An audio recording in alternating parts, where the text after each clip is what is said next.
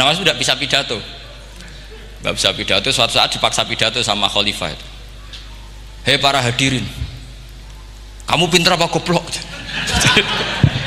Lah mereka pinter, mau ngandani wong pinter, terus pinter kok ngandani gitu. Akhirnya hadirin itu kan karena seneng sama Abu Nawas itu seneng. Ya sudah Abu Nawas, kalau gitu kita goblok. Aku mau omongan wong goblok. Akhirnya terus wassalamualaikum warahmatullahi wabarakatuh. Jadi itu Abu Nawas juga bisa pidato, tapi dia tahu saja caranya menyelesaikan masalah. Jadi itu Abu Nawas. Jadi ya orangnya kacau tapi cerdas itu, makanya jadi guyonan. Sebenarnya Abu Nawas itu figur yang nyata, tapi tidak senaif yang diceritakan orang-orang di anekdot itu. Ya beliau itu orang soleh ketika era Harun ar-Rasyid. Tapi ya tadi karena banyak cerita yang macam-macam. Ya, Abu Nawas itu makanya ini cerita anekdot. Jadi riwayatnya nggak jelas tapi lucunya jelas itu. Jadi itu. Dia itu mangkel punya tetangga profesor ahli astronomi. Adiknya aku mau iso omong kok. Abu Nawas mau pinter molak-malik omong kan masyhur itu, dia cerita hari Senin tanggal sekian lihat Abu Nawas di alun-alun mau terbang. Orang lihat semua itu Abu Nawas itu ya sudah di podium ya hanya gitu-gitu. Kok nggak mau terbang-terbang? Ya mau itu ya tidak. Wassalamualaikum warahmatullahi wabarakatuh. Yang bilang Abu Nawas terbang siapa? Abu Nawas mau terbang. Yang namanya mau itu ya tidak.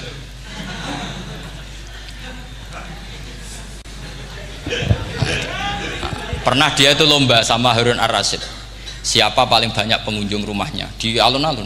Harun Rasyid bikin khemah, dia bikin khemah. Tentu cerita ini bohong, yakini ini bohong, makanya ini bohong tenang. Makanya ini anekdot, hanya guyonan. Harun Rasyid karena dia raja itu ada apel, ada makanan macam-macam. Ya tentu pengunjungnya banyak. Batas akhir itu penilaian jam 12 malam. Abu Nawas tenang, satu pun nggak ada pengunjung, nggak ada makanan, nggak ada apa. Pas jam 12 rumahnya dia, kemahnya dibakar, orang ke dia semua. Dit menang dia karena jumlahnya, bahkan Harun Rasyid itu datang ke kemahnya dia karena lombanya kan pengumpulan massa terbanyak. Dit jam 12 Harun Rasyid pikirannya santri ya guys, sugoi jajan nggak mesti teko, pikirannya gitu. Abu Nawas pikirannya beda, jenengan kebakaran pasti datang. Wes dihitung biaya khemah sama hadiahnya banyak hadiahnya. Yang ahli falak ini punya ilmu yang rasional, yang pinter sekali. Dia ilmuwan bahwa bumi itu bulat-bulat. Nah saya lagi tren meyakini bumi flat itu ya kacau nih. Mau gara-gara penjelasan sing sepihak. Ini gua nganggur. Lah wong ilmuwan kok sentimennya perkara wedi duit. Enggak boleh ilmuwan menyebut sentimen apa? Uang. Akhir bumi itu bulat-bulat. Jadi kalau Anda jalan ke timur terus nanti ke titik yang sama. Abu Nawas paham karena dia memang enggak ahli sains gitu.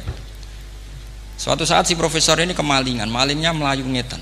Minta tolong sama Abu Nawas, kejarlah maling itu. Kemana? Ke timur. Dia ngejar ke barat.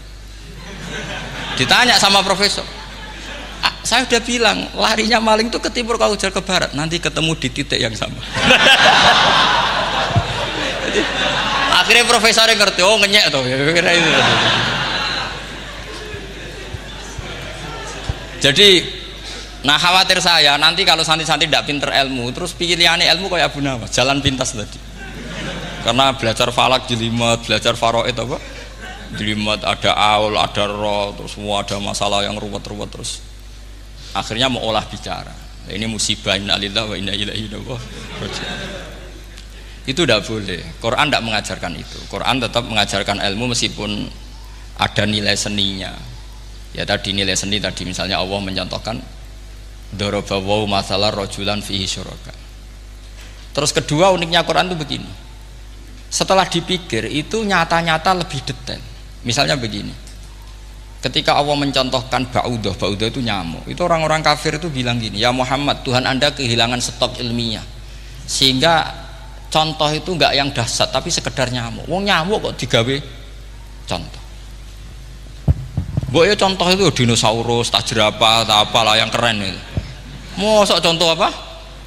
Nyamuk. Terus Allah menjelaskan innallaha la yastahi ayyadriban apa? Matsalam ma. Contoh apa saja? Apa saja itu ditafsiri ba'udatan fama faqaha. Entah itu nyamuk, fama faqaha. atau yang di atasnya nyamuk, maksudnya di atasnya itu fil killah atau fisighor, atau yang di atas nyamuk yang lebih kecil ketimbang nyamuk. Sekarang saya contohkan kata Rasulullah, contoh yang kecil saja, nggak usah bikin nyawa, nggak usah, itu terlalu mustahil. Seorang pemahat patung, terus kamu pesen, Pak aku gaekno patung gajah, mesti muni sanggup. Tak muni, Pak gaekno patung gajah ukurannya ya semestinya gajah, oke. Tapi Pak aku gaekno patung nyamuk, ukurannya ya sak nyamuk, kira-kira sanggup apa enggak? Artinya ketika Allah gawe nyamuk itu lebih sulit ketimbang gawe gajah, apa lebih mudah? Lebih sulit, karena nyamuk yang sudah kecil dia punya alat kelamin, terus seberapa juga alat kelaminnya juga tetap harus ada lubangnya, terus seberapa juga. Temen saya malah ada yang cangkem elek bilang gini, lalu ya punya kumannya seberapa. Nah ini pentingnya ngaji akal, kamu jangan hanya bilang wow dinosaurus jerapah, seru nyamuk. Nah karena orang sudah ada itibar dengan nyamuk, didatangkanlah nyamuk banyak. Sebenarnya nyamuk banyak itu mergo mangkel, gak diperhatikan itu. Makanya terus. Lah ini saya tahadus binemat, istri saya itu sering protes. Istri saya kalau manggil saya Gus karena orang Jawa Timur, itu sama-sama jagongan itu, saya itu tidak pati sering digigit nyamuk, ya digigit tidak sesering sampean, itu jelas ini. Terus saya tanya, Gus punya doa apa, kenapa tidak pati begitu digigit nyamuk? Saya bilang karena saya sudah tahu hikmahnya nyamuk, jadi harusnya dia sudah tidak nyerang saya, kata saya itu. Makanya ini ijazah, agak mandi salah sampean itu.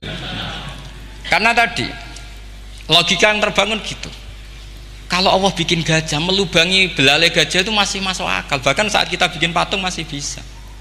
Tapi kata tadi nyamuk itu sudah kecil, harus punya usus, harus punya alat kelamin, harus punya telur, telurnya juga detail lagi.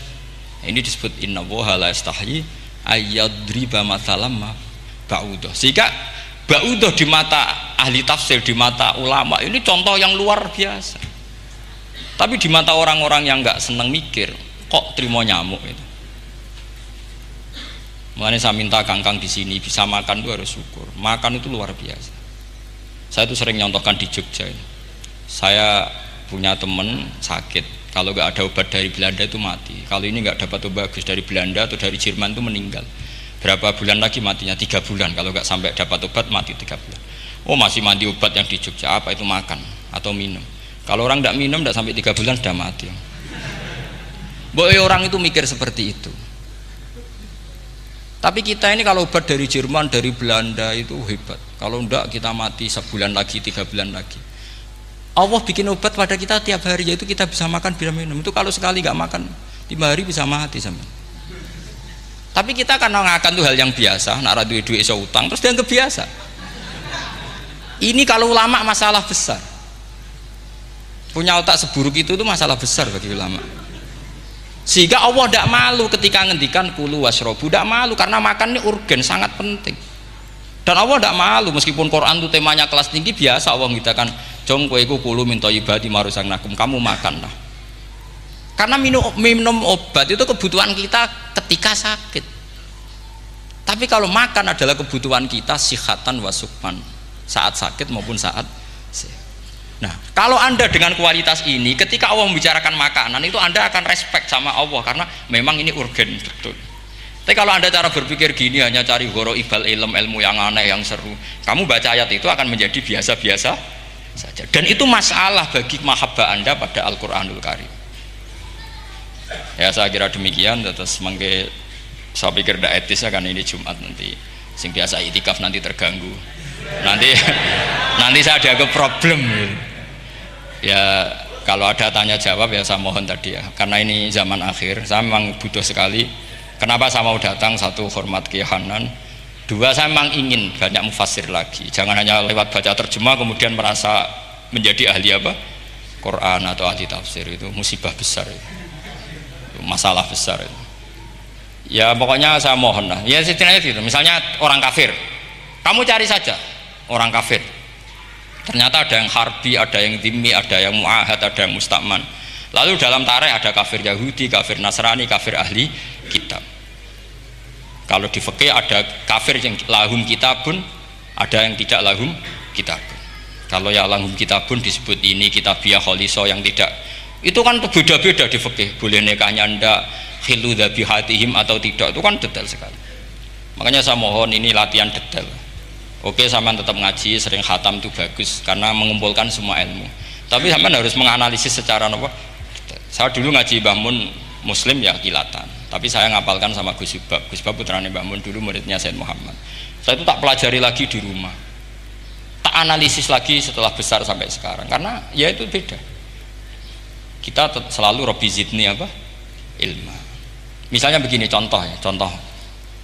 Kita mungkin tahu maknanya ayat tertentu itu begini. Misalnya begini. Faqula lahu qaulal layyinal la'allahu yatadzakkaru aw yakhsha. Musa dan Harun, jika kamu datang ke Fir'aun, maka kalau ngomong, kalau dakwah itu qaulal layyinan, dengan dakwah yang halus. Nggih, qaulal layyinan. Ini bagi yang ekstremis harus baca dialek ini. Ini kisah nyata yang diceritakan Habib Zain bin Semit ketika ngarang Al-Manhajus Sawi. Juga diulang-ulang di beberapa kitab. Suatu saat ada ustadz, corong Jawa Kemelinti, datang ke Harun Ar-Rasyid. Harun Ar-Rasyid ini Banil Abbas, termasuk zuriyahnya Abdullah bin Abbas. Karena Harun Ar-Rasyid sebagai khalifah tentu salahnya banyak, namanya pejabat pasti salahnya banyak. Meskipun kebaikannya juga banyak, tapi salahnya juga banyak. Kalau kita kan tidak pejabat, salahnya tidak banyak, tapi prestasinya juga tidak banyak. Ya kan, misalnya ada tamu Raja Salman, katanya hormat tamu wajib, kamu kan tidak bisa hormat karena dia juga tidak mau dihormati kita kan. Nah terus si ustadz tadi datang begini, saya itu masih hafal teksnya, ya Amirul Mukminin, inni nasihun lak famusyaddidun alaika fala tajidanna ala nafsika fi nafsika aliyya syai'an. Saya ini mau nasihati Anda, tapi saya maaf sekali karena nasihat saya ini kasar sekali. Musyaddid itu kasar, keras. Fala tajidanna fi nafsika aliyya syai'an, saya mohon jangan dimasukkan hati lah. Makanya terjemah bebasnya jangan masukkan hati. Katanya Harun Rasyid langsung marah. Uskut ya jahil, kamu itu ustadz bodoh, kamu tidak boleh keras sama saya. Dia masih bantah, saya keras sama Anda karena Anda salahnya banyak. Terus apa kata Harun Ar-Rasyid? Inna wa ta'ala qad arsala man huwa khairum minka ila man huwa syarrum minni wa ma'adzalika qala ta'ala faqula lahu qaulal layyinan. Allah mengutus orang yang jelas lebih baik ketimbang kamu, yaitu Musa dan Harun. Musa dengan ustadz ini baik mana? Tidak, sama jawab saja. Baik Nabi Musa kan. Ilaman huwa syarrun minni. Fir'aun dengan Harun Ar-Rasyid buruk mana? Buruk Fir'aun. Itu saja masih dengan etika faqula lahu qaulal layyinan. Musa dan Harun kamu harus sopan. Ndak wae Fir'aun wajib sopan, ndak wae aku ra sopan. Nah ini sudah iktibar dari terjemah netral atau terjemah yang datar, bahwa Allah ngutus Musa dan Harun ke Fir'aun, dan Musa dan Harun diharuskan qaulal layyinan. Tapi menjadi energi mafhum yang luar biasa.